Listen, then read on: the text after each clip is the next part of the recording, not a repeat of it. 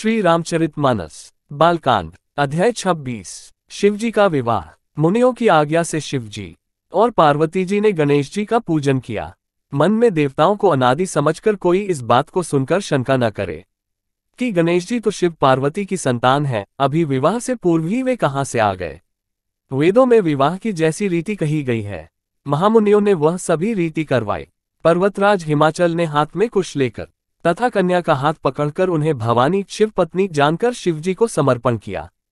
जब महेश्वर शिवजी ने पार्वती का पाणिग्रहण किया, तब इंद्रादि सब देवता हृदय में बड़े ही हर्षित हुए। श्रेष्ठ मुनिगण वेदमंत्रों का उच्चारण करने लगे और देवगण शिवजी का जय जयकार करने लगे। अनेकों प्रकार के बाजे बजने लगे। आकाश से नाना प्रकार के फूलों की वर्षा हुई। शिव पार्वती का विवाह हो गया। सारे ब्रह्मांड में आनंद भर गया।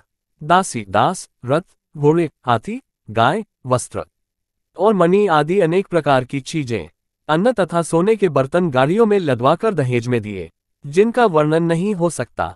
बहुत प्रकार का दहेज देकर फिर हाथ जोड़कर हिमाचल ने कहा, हे शंकर, आप पूर्ण काम हैं, मैं आपको क्या दे सकता हूँ।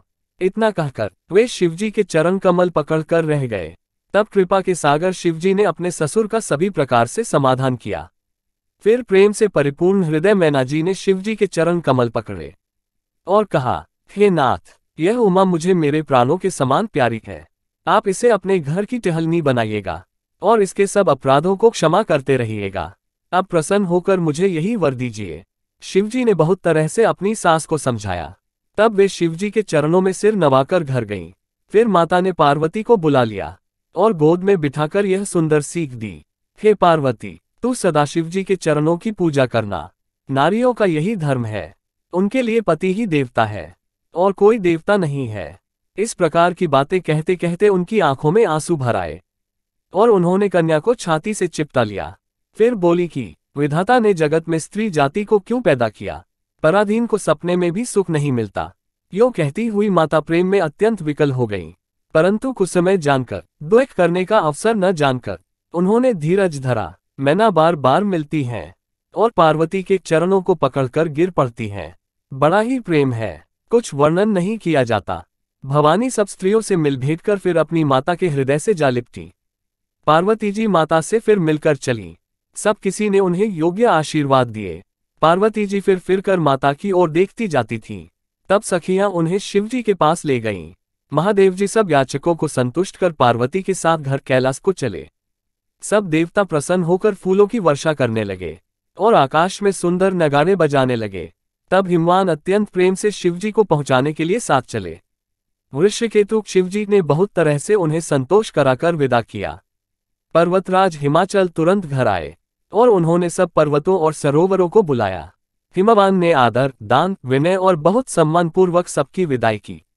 जब शिवजी कैलाश पर्वत पर पहुंचे, तब सब देवता अपने अपने लोकों को चले गए। तुलसीदास जी कहते हैं कि पार्वती जी और शिवजी जगत के माता पिता हैं, इसलिए मैं उनके श्रृंगार का वर्णन नहीं करता। शिव पार्वती विविध प्रकार के भोग विलास करते हुए अपने गणों सहित कैलाश पर रहने लगे। वे नित्य नए विहार करते थे। इस प्रकार बहुत समय बीत गया। तब 6 मुख वाले पुत्र स्वामी कार्तिक का जन्म हुआ, जिन्होंने बड़े होने पर युद्ध में तारकासुर को मारा। वेद, शास्त्र और पुराणों में स्वामी कार्तिक के जन्म की कथा प्रसिद्ध है और सारा जगत उसे जानता है।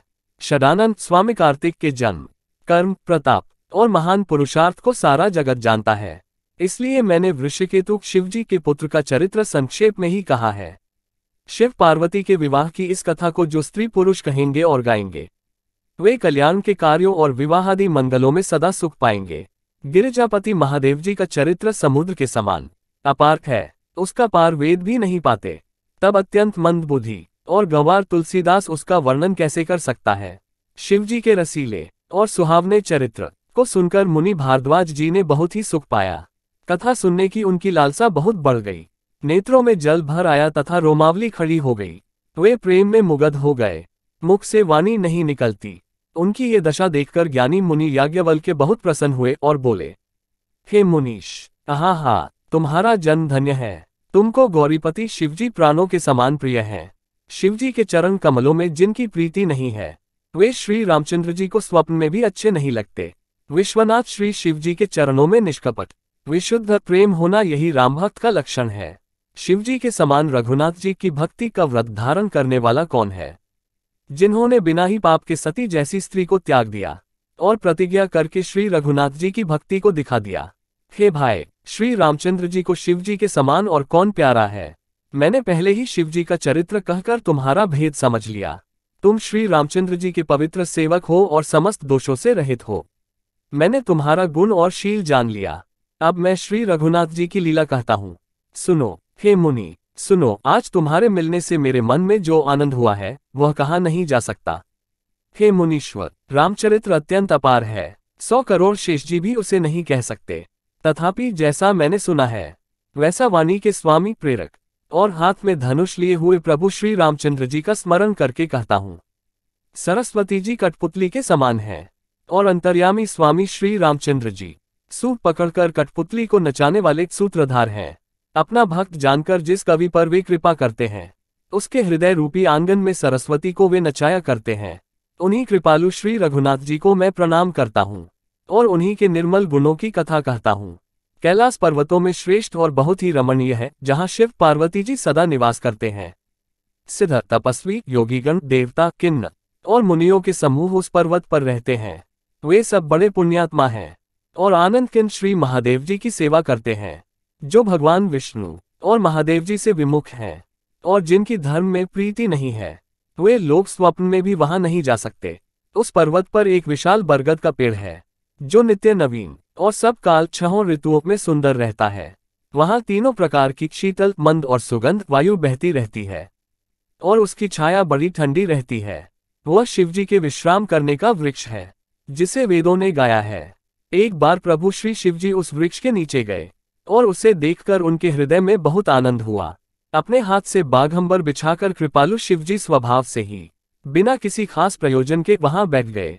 कुंद के पुष्प, चंद्रमा और शंख के समान उनका गौर शरीर था। बड़ी लंबी भुजाएं थीं और वे मुनियों के से वल्कल्प वस्त्र धारण किए हुए थे। उनके चरण नए पूर्ण रूप से खिले हुए लाल कमल के समान थे।